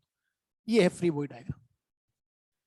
अब मुझे बताइए, इसका वेट तो नीचे ही आएगा, आएगा ना, और यहां से रिएक्शन फोर्स ये ऊपर ही आएगा, ये भी तय है। लेकिन इस बार फ्लूइड बॉडी के ऊपर रिएक्शन फोर्स जो है वो सरफेस के परपेंडिकुलर ऐसे आएगा। आएगा नहीं आएगा? एफ रिएक्शन आएगा ना यार। और इसके दो कंपोनेंट आएंगे, कौन सा? एक तो ये, अगर एंगल थीटा ले लेता हूं तो ये आएगा, इसको मैंने एफ हॉरिजॉन्टल बोल दिया, और ये आ गया एफ वर्टिकल। नहीं समझ में आई बात? तो इस वर्टिकल ने क्या किया? अपना काम कर दिया। नहीं समझ में आई बात? कहानी क्लियर ना? हेलो। अब तीसरा केस समझना, ये बी है। थर्ड केस के अंदर हमने क्या किया कि हमने हमारी वेसल को ऐसा बना दिया, बॉटम एरिया उतना ही है। अब मुझे बताओ हाइट ऑफ द कॉलम बढ़ेगी नहीं बढ़ेगी? और अगर हाइट ऑफ द कॉलम बढ़ चुकी है तो ये h2 हो गई, and definitely h2 is greater than h होगा। यहाँ h1 is less than h। Agree? Area उतना ही है। अब बताओ एफ थ्रस्ट जो लगेगा बॉटम पे वो रो जी, या ऐसे बोलेंगे रो AH2 इंटू जी ना? बताओ ये वेट से ज्यादा है ना? कहानी वापस यहीं आ जाते हैं अपन। देखो मेरी बात सुनना ध्यान से, मैं वापस फ्लूइड बॉडी का फ्री बॉडी डायग्राम बना रहा हूँ। मैं कुछ समझ में आ रहा है? नहीं, पर ऐसा हो जाए कि लोग ऐसे सोच रहे हो कि हमसे तो कहा था फ्लूइड पढ़ाएंगे। नहीं, हम फ्लूइड ही पढ़ रहे हैं। सुनो, यहां क्या होगा? रिएक्शन फोर्स ऊपर आएगा ना, वेट नीचे है ना? एग्री? अब देखना, ये सरफेस का परपेंडिकुलर, ये सरफेस का perpendicular, F reaction, F reaction, ये हॉरिजॉन्टल, एफ एच, ये हॉरिजॉन्टल, एफ एच, और बच्चे ये आ गया वर्टिकल, एफ वी।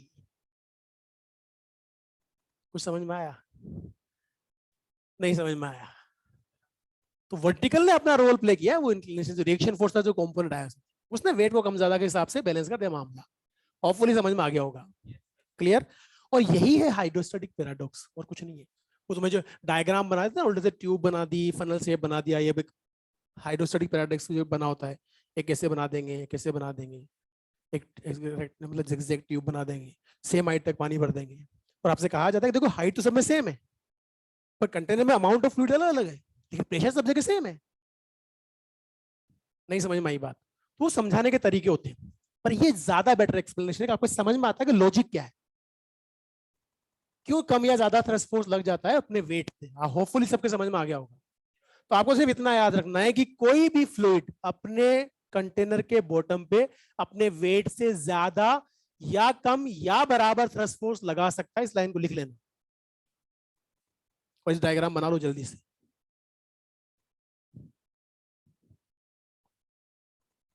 हम आधा ही पढ़े जितना पढ़ना था उसका। हाँ,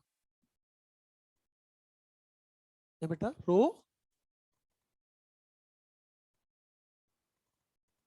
रो AH2 नहीं होगा, वो तब होता जब कॉलम वर्टिकल होता। मेरी बात सुन, मेरी बात सुन। इसका वॉल्यूम कैसे निकालेगा तू बताओ मेरे को? रो AH2 क्या इसका वॉल्यूम है?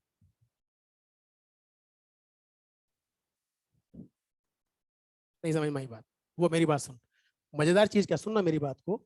देखो यहाँ देखो, ये ये सवाल बनते हैं पर मैं तुम्हें करवाना नहीं चाह रहा, वैसे जबरदस्ती अपन लेट हो जाएंगे, अपने पास टाइम कम है। ये देखो, ये अगर आप इसका वेट कैलकुलेट करोगे, क्या भी कैलकुलेट करोगे? वेट। और थ्रस्ट फोर्स कैलकुलेट करोगे तो थ्रस्ट फोर्स ज्यादा है या वेट ज्यादा है?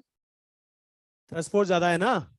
तो वेट से कितना ज्यादा है? तो जब आप ये वाला सेक्शन और इस सेक्शन का वॉल्यूम निकालोगे ना, उसका वेट निकालोगे, उतना ही मिलेगा। नहीं समझ में आया? नहीं आया? पक्का आ गया ना? क्योंकि अगर मैं आपसे एक पूछूं कि मेरे पास टैंक की वॉल्स वर्टिकल ही होती तो मैं इतना पानी भरता, तो कहानी पहली वाली बन जाती, यानी वेट के बराबर है थ्रस्ट फोर्स के बराबर, पर यहां ऐसा नहीं है। तो जो यहां फ्लूइड है ही नहीं, फिर भी वेट इतना आ रहा है, ऐसा क्या मतलब हुआ कि इस वर्टिकल ने काम किया है? तो अगर आपसे कोई पूछे वर्टिकल कितना है, आप बोलोगे सब यहां पानी भर दो, जितना वेट इस दोनों के पानी का आएगा वही वर्टिकल है।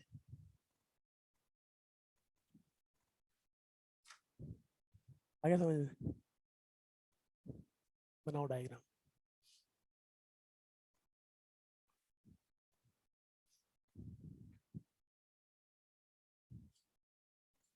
यार स्टैंडर्ड बढ़ गया यहाँ तो, है चांदी के ढक्कन। गजब।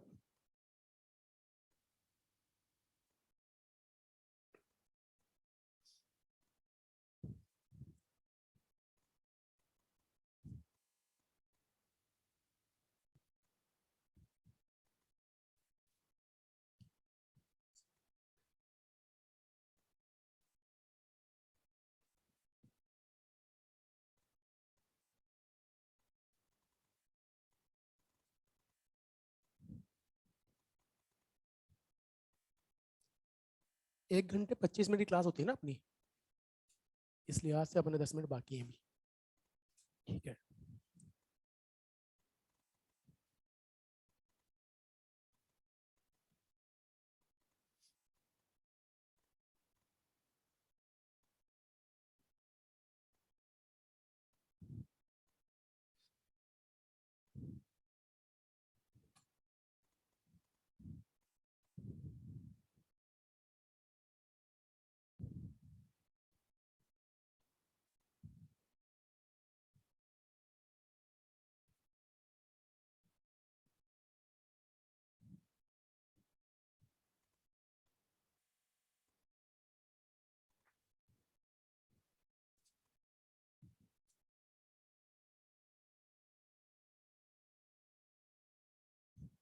ये पहला वाला मिटा दूं?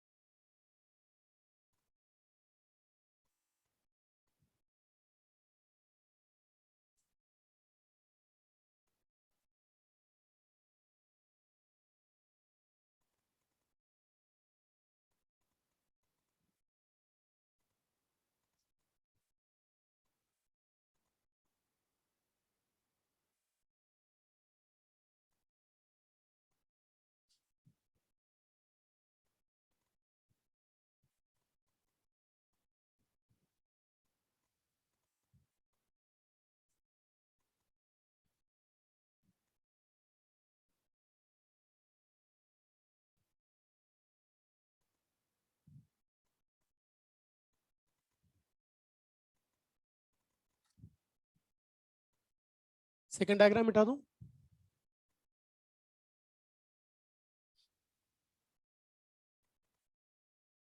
हाँ जी।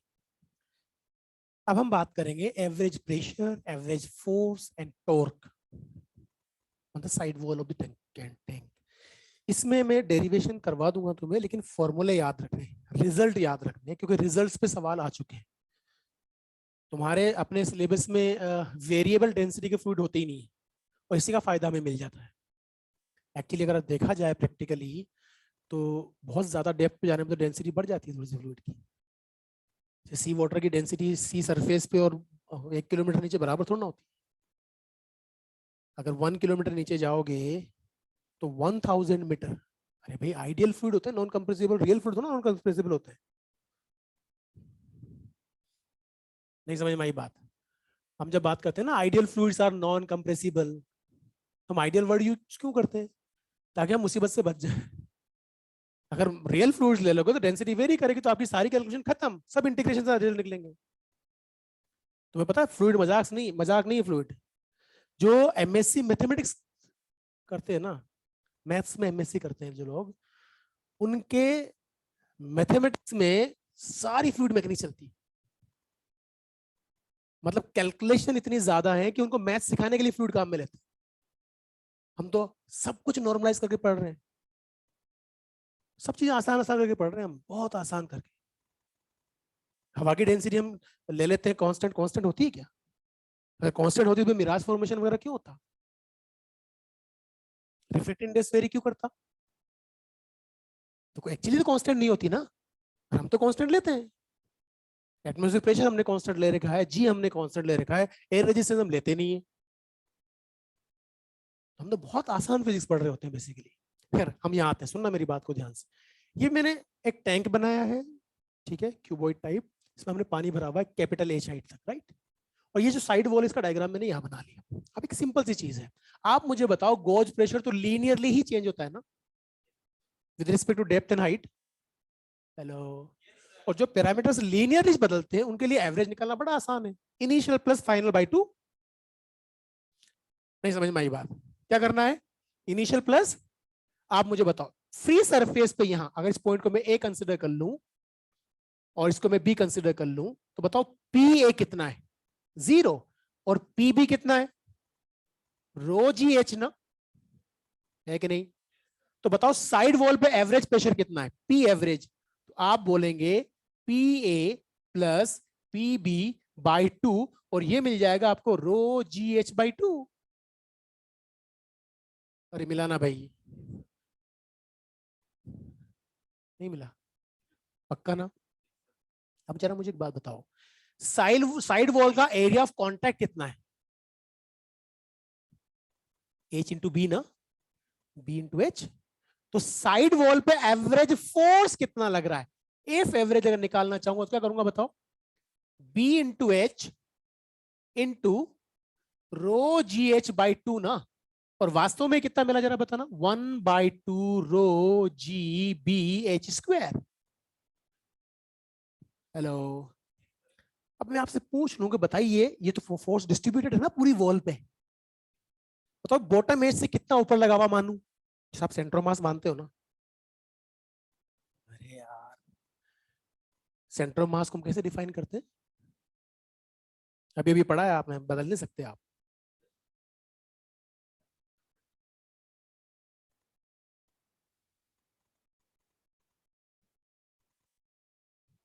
तुम्हारी क्लास को टॉप कौन कौन करता है? क्लास का टॉपर? अरे हाथ खड़ा करो ना यार, उसमें क्या है? क्या नाम है तेरा? अबे ये गलत बात है। तो वो श्रीलंका के अंपायर की तरह मत कर, कैच आउट देता था सर पे खुजाने लगा था वो। नहीं नहीं, ये नहीं चलेगा। ओके, तो मैं ढूंढ लूंगा वो, तो सब पता कर लूंगा मैं, छोड़ो। सेंटर ऑफ मास को हम कैसे, ये मैं बहुत सारी चीजें मैं बताने वाला हूँ ना। तुम्हें पता है मैं कितने साल से फिजिक्स पढ़ा रहा हूँ? हाँ, यानी जब मैंने पढ़ाना शुरू किया था तब तुम्हारा जीवन दुनिया में अस्तित्व नहीं था। तो इतने सालों का जो तजुर्बा है ना, वो मैं यहाँ झोंकूंगा। मैं बहुत सारी चीजें ऐसी बता जाऊंगा फ्लूइड के पढ़ाते पढ़ाते भी, कि तुम्हें अगर फ्लूइड से 2 सवाल आए तो जो अपन फ्लूइड पढ़ेंगे उसके बदले तुम्हारे 10 सवाल सही होंगे नीट में। शर्त ये बताई भी हर चीज याद रखोगे, बाकी तुम्हारी मर्जी। तो हाँ बिल्कुल ठीक है। पहली जो डेफिनेशन बताई थी वो क्या था? चलो भाड़ में गया, centre of mass. What is the second law of Newton? अब तो बता दो यार। इज सही है? हेलो, अरे सही है ना? क्या सर ने यही पढ़ाया था? क्या किताब में यही लिखा हुआ था? गलत बात। यही तो प्रॉब्लम है तुम्हारी। ये तो मैंने कहना आईआईटी फर्स्ट रैंकर से लेकर के और कई सारे ऐसे नीट और एम्स फर्स्ट रैंकर पढ़ाए, उनकी भी समस्या यही थी। एक्चुअली हम अपनी चॉइस से चीजों को याद रखते हैं, ये गड़बड़ है। आपको चीजें वैसे ही याद रखनी जैसे आपको पढ़ाई जाती है, फिर आपके सवाल दोगुने सही होते हैं। आपका सेकंड लॉ ऑफ न्यूटन होता है rate of change of linear momentum equal to external force and change in momentum takes place in the direction of applied force.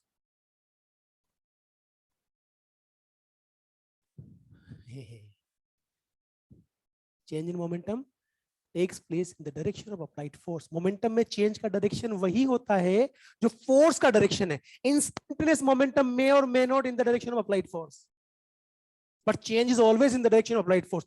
ये है सेकंड लॉ। तो फिर सवाल ज्यादा सही होंगे। अब तुम्हें झटके में गच्चा दिला देता है वो। यही था। क्या था? Rate of change of linear momentum is equal to external force and change in momentum takes place in the direction of applied force. Law है भाई। There is a huge difference between the law and definition. Laws is always given by nature, searched by some scientists, तो उन्होंने अपने नाम से दे दिया Newton law of motion. Newton के पैदा होने के पहले भी थे ये, तो नहीं थे क्या? उसने बहुत माथापच्ची, गैलीलियो कर गया बेचारा ऑलरेडी। तो गैलीलियो ने सब कुछ तेलुगु में लिखा, तेलुगु में लोगों को समझ में नहीं आया, न्यूटन ने उस पर काम किया और अपने नाम से दे दिया न्यूटन हीरो। सो नेचर के होते हैं लो। तो लो अगर नेचर का है तो भाई छेड़छाड़ नहीं चलेगी। एग्जैक्टली वही याद करना पड़ेगा जो होता है। डेफिनेशन में आपकी चलेगी कि भाड़ में जाए आपने कैसे डिफाइन है, मेरे समझ में आ गया और मैं अप्लाई कर दूंगा। लो को एज इट इज अप्लाई करना जैसा वो होता है, कोई छेड़। तो अपनी चॉइस से चीजों को याद, जहां लो आ जाए वहां डूब जाना उसमें। अब सेंटर ऑफ मास की आप बात करते हो, एक्चुअली तो कुछ होता ही नहीं सेंटर ऑफ मास। अब ना हाइपोथेटिकल पॉइंट है at which whole mass of the system supposed to be for what? किस खुशी में? For dealing of translatory motion of the system. तो सेकंड लाइन क्यों याद नहीं रखते? हमारी मर्जी, हमें पहले ही पसंद है। हमारा था मैं MES बैच, हर्ष अग्रवाल वाला, अरुणांशु भट्टाचार्य, आयुष गुप्ता। आयुष गुप्ता से बिल्कुल मैंने दो मेरे जीवन में जो सबसे बेस्ट बच्चे पढ़ाए इंटेलिजेंसी के मामले, जो naturally, Chitrang Modiya AIR first IIT और आयुष गुप्ता। रैंक उसके पीछे आई थी क्योंकि बेवकूफ़ी कर गया था। मैंने 2-3 बार जगाया भी था पर वो नहीं जागा। जब जागा तब तक लेट हो चुका था।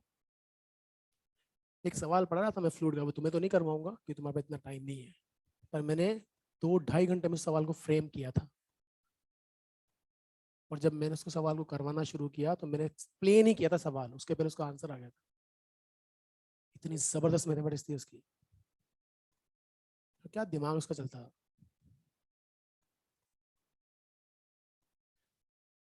तो खैर वापस आते हैं अपनी जगह पर। हम यहाँ थे, हम साइड वॉल पे बात कर रहे हैं, लगने वाला एवरेज फोर्स। सुनना मेरी बात को ध्यान से। ये मैंने सिंपल सी कैलकुलेशन आपको बता दी, होपफुली आपको ये समझ में आ गया होगा एवरेज फोर्स कितना है। Hello, agree? अब सुनना ध्यान से। अगर मैं आपसे पूछूं यहां से y बिलो एक में dy विड्थ की स्ट्रिप कंसिडर कर लो। ये जो स्ट्रिप इसकी विड्थ कितनी है? dy। और हमें पता है इसकी ये लंबाई कितनी हो जाएगी विड्थ की स्ट्रिप की? b, right? तो इसका एरिया, इसका जो एरिया DA होगा वो क्या होगा बच्चा? b dy ना, ये होगा ना? एग्री? अब सुनना, यहां फ्री सरफेस ये है ना, अरे है कि नहीं? तो बच्चों यहां से यहां प्रेशर कितना होगा? रो जी वाई कितना होगा? और इस सरफेस के परपेंडिकुलर जो फोर्स लग रहा होगा DF, वो सरफेस के परपेंडिकुलर से अंदर लग रहा होगा। तो DF की वैल्यू क्या होगी? आप बोलेंगे साहब प्रेशर तो है रो जी वाई और एरिया है बी डी वाई। कुछ गड़बड़? पक्का? गुड। अब सुनो, हमें कुछ नहीं करना, इसको इंटीग्रेट कर दें 0 से h तक, एवरेज फोर्स मिलेगा नहीं मिलेगा? तो F की वैल्यू क्या मिली जरा बताना। रो G और B तो कांस्टेंट है बच्चा, नहीं समझ में आई बात? अंदर क्या मिलेगा? y dy, और y dy का इंटीग्रेशन क्या मिल जाएगा? y स्क्वायर बाई 2, क्योंकि लोअर लिमिट 0 तो सीधा लिख दूं क्या? h स्क्वायर बाई 2, तो आंसर ये आ गया। नहीं समझ में आई बात? And this is what? Average force on side wall of the tank. Hopefully समझ में आ गया होगा। एक सवाल है तुम्हारे मॉड्यूल के अंदर, एक सिलेंड्रिकल टैंक है, उसकी साइड वॉल पे लगने वाला एवरेज फोर्स बॉटम सरफेस पे लगने वाले थ्रस्ट फोर्स के बराबर है, तो बताइए उसकी रेडियस और हाइट में क्या रिलेशन है? तो अगर आपको ये चीज नहीं पता तो आप सोल्व नहीं कर सकते। नहीं समझ में आई बात? आपने साइड वॉल का हाइट ले लिया h, कितना हाइट ले लिया? h, और आपने लिया साइड वॉल पे लगने वाला force rho G B H square by 2 होगा। हेलो? और थ्रस्ट फोर्स जो बॉटम पे लगेगा वो कितना लगेगा? रो जी एच इंटू ए, और ए है पाई आर स्क्वायर। दोनों को बराबर कर दो, आंसर आ जाएगा। नहीं समझ में आई बात? पर वहां ये rho G B H square by 2 तो ना बनेगा फॉर्मूला, वहां तो ऐसे लोगे ना भाई, प्रेशर एवरेज क्या ले लिया आपने? रो जी एच बाई 2, और साइड वॉल का एरिया कितना लोगे? सब 2 पाई आर तो सर्कमफेरेंस है, और हाइट एच है, तो 2 pi R H into rho ji H by 2 must be equal to what? तो कुछ समझ में आ रहा है? नहीं आ रहा है? हाँ ठीक है, तो यहां तक की कहानी क्लियर। अब एक चीज और समझना।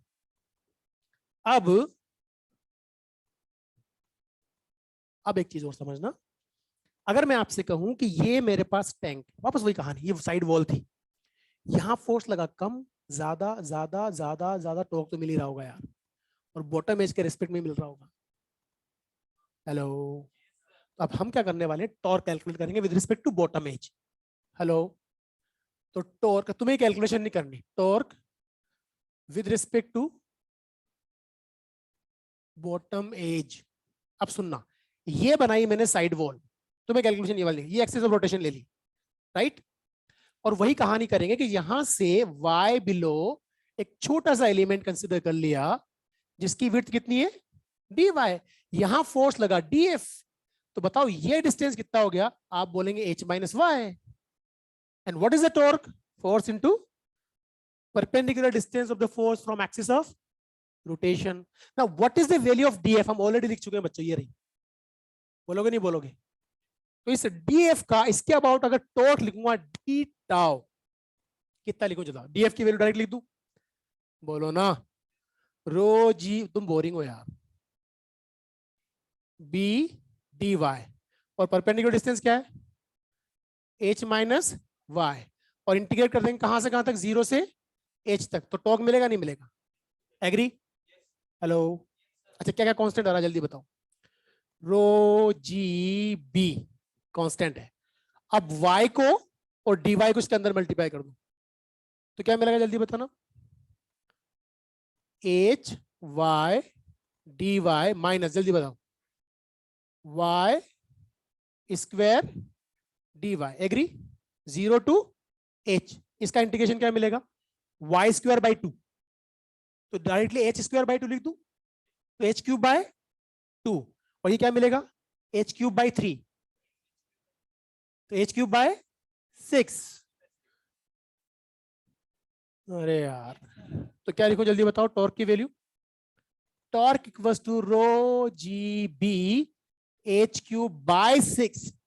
एग्री? अब आते हैं हमारे हमारे कंसेप्ट पे। किस पे? Point of application of force. अगर हम इस टॉर्क को, इस जो साइड वॉल पे लगने वाला एवरेज फोर्स था, पूरा का पूरा यहां से आर डिस्टेंस पे लगा हुआ मान लूं, और आर डिस्टेंस पे लगाने पे वो फोर्स इतना ही टॉर्क दे, तो वो R distance point of application of force कहलाएगी। नहीं समझ में आई बात? तो हम क्या करेंगे? This must be equals to r perpendicular into rho G B H square by 2। Agree? बोलो यार। अब मुझे बताओ क्या कैंसिल हो रहा है? रो जी बी एच, यहाँ एच बचेगा, रो जी बी एच स्क्वायर रवाना, ये कितना मिला 3, तो h/3 मिल गया। कहां से? बॉटम एज से। तो फ्री सरफेस से कितना 2h/3। So r perpendicular is what h/3, याद रख लोगे कहां से? तो फ्री सरफेस से कितना, होपफुली समझ में आ गया होगा। नाउ दिस अगर आपको पूछे where is the point of application of force, आप बोलेंगे h/3 above from the bottom edge and 2h/3 from the free surface। Hopefully समझ में आ गया होगा। तो तुम्हें कुछ नहीं करना, तुम्हें इस पूरी कैलकुलेशन में एक तो ये पता होना चाहिए कि एवरेज फोर्स कितना होता है और टॉर्क कितना होता है, बाकी तो आप ये निकाल लोगे। हमारी सारे सवाल यहां से बन जाएंगे, इससे ज्यादा उसकी पूछने की हिम्मत नहीं तुमसे।